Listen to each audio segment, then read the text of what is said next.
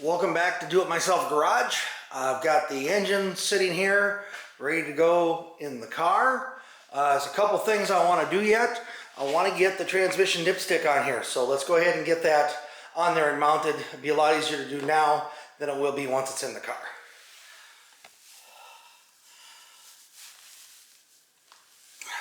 I want that gasket's got to go inside and not get pushed up around the edge. Is that an old O-ring? I don't think I put the new one on here. Now that I'm thinking about it, I think that's the old O-ring. Alright, so when I bought the transmission rebuild kit, I ended up buying two different ones, and one of the kits did have an O-ring that fits. The other two, the O-ring was a bit too big. Did not want to go down in, or it was just super loose. So this one's still not wanting to go in, but I think I can get her.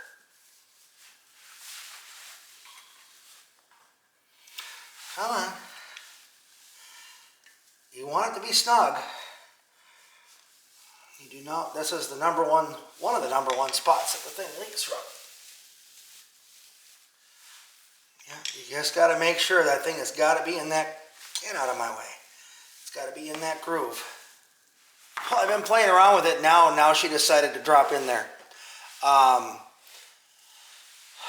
Yeah, so now I have to get it in there and then make sure that I can get my bolt up here. I'll show you in a minute. Well, let's get this down in here first.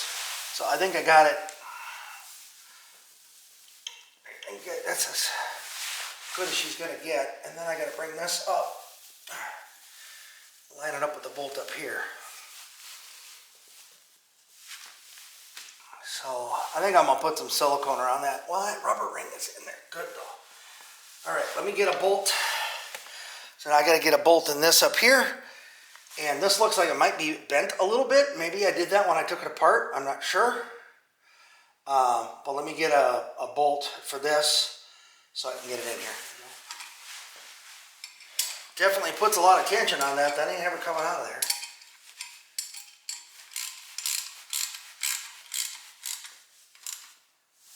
There we go. Alright, so I decided to run my battery cable underneath the engine mount, and then I made a little clip from something I had left over from before. So here's a little clip.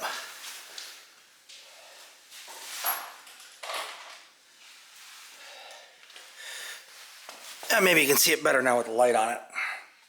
Of course it's strobing now. I swapped the handle around that whole piece so that I can have I can balance a little bit better. That angle right there, if you can tell, that should be pretty good to go in the car. Need a little bit of an angle to kind of tuck it down in there. And then we should be, I'm getting close. I've got all the pieces together. I've got all the bolts. I actually tried the starter, turned the engine over just a little bit. My battery was almost dead, but the solenoid engaged, so I know I've got it wired right. So, all right, hopefully the next we come back, it'll be me and Bill putting the engine in the car.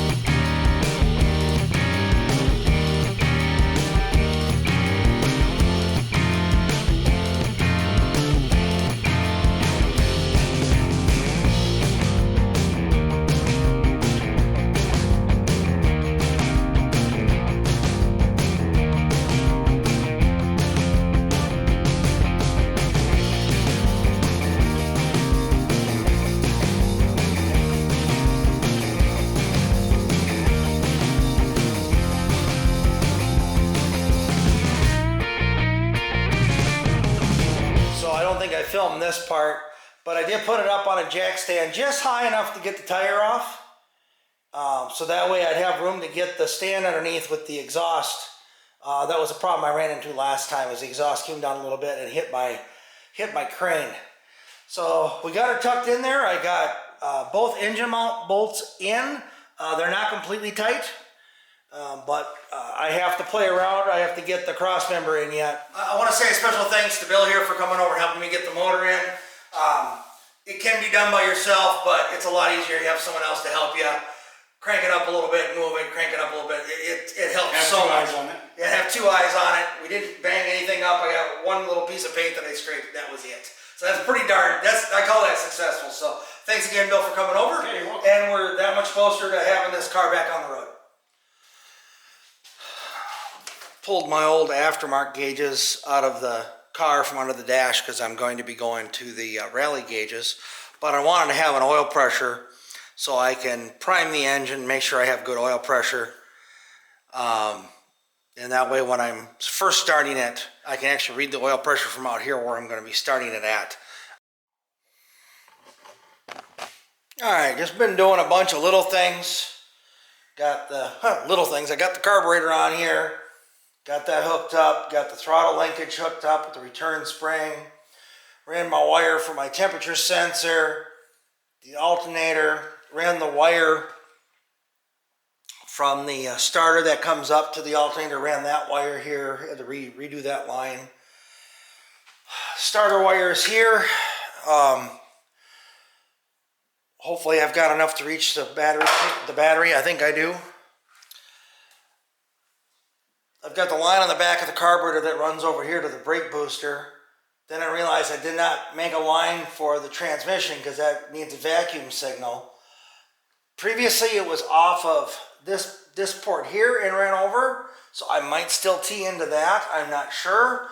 If I tee off the back here, it'd be a lot cleaner, so I'll have to see which one's the better. I'll look up on Edelbrock, see which one's the better one.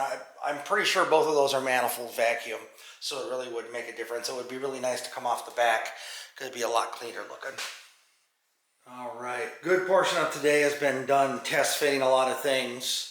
I've got one of my hoses on for the heater core, but apparently I don't have the right diameter for the second one that runs to the block. Just making sure I have all my clamps, make sure everything fits. I have all my fasteners, because when I start working on it tomorrow night, everything closes by 8 p.m. So, like I say, I'm just doing a lot of mock-up right now, making sure that upper and lower radiator hoses fit. The bottom one I have to cut a little shorter, but it will fit. So, that's just kind of where I'm at tonight. I've got a few things on my list I have to go grab tomorrow, but she's coming along. We're getting that much closer. I think the biggest thing for tomorrow is going to be doing transmission lines, getting the fittings for those so I can run the transmission cooler lines, the vacuum kickdown line for the transmission. It measures the shift points that way. There's also electrical kickdown, which I have to plug in also. I still don't have the cross member in. I did all this work today and I didn't work on the cross member. I've got to get that in there. And then I have to run fuel line from the back all the way up to the front. I should have enough line and everything for that, and I should have the fittings for that, but that's another thing on my list I have to do. So it's all the stuff you have to do when you're kind of buttoning it up. It's all the little stuff. Got the fuel line hooked up here. I ended up turning this one set of screws over. The Holley fuel pumps are adjustable on the bottom, so I ended up moving it over. The thing is you cannot adjust the orientation of the two, just where they are. So it was kind of a pain, but I got it now. Got a fitting on there, so this hose will clear, not going to rub. Yeah, I obviously bought too much hose. Let's go ahead and hook this one up here first. That's the one you got to be probably the most careful of, that those heater cores can be a bit on the weak side. There we go. Now, run this over here. All right, I kind of like the way that is, except for it doesn't really match up here. It's not really staying in there. We'll see how that kind of works itself in. I'm still not sure about this hose here. I think I might have got him just a little too short. I have almost a kink right here. They probably make a different style of hose. Maybe it's like a reinforced or something, so it'll hold its shape better. I might have to go with that. All right, going to show a few things here. I did get the transmission cooler lines in there and run all the way to the back. Those nuts are so hard to get on there and tightened, even with the flare wrench because the dipstick tube's in the way. Yeah, anyway, I got it.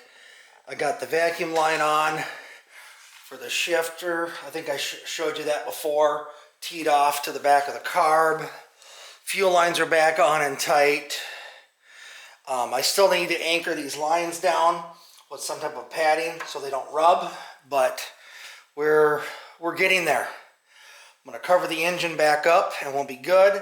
Still not sure about this line here. I'm thinking of finding a way I could tie it down for a while, and then after some use maybe it'll just stay. I'm really not sure if it's supposed to go over the top here or what. Still haven't figured that out yet.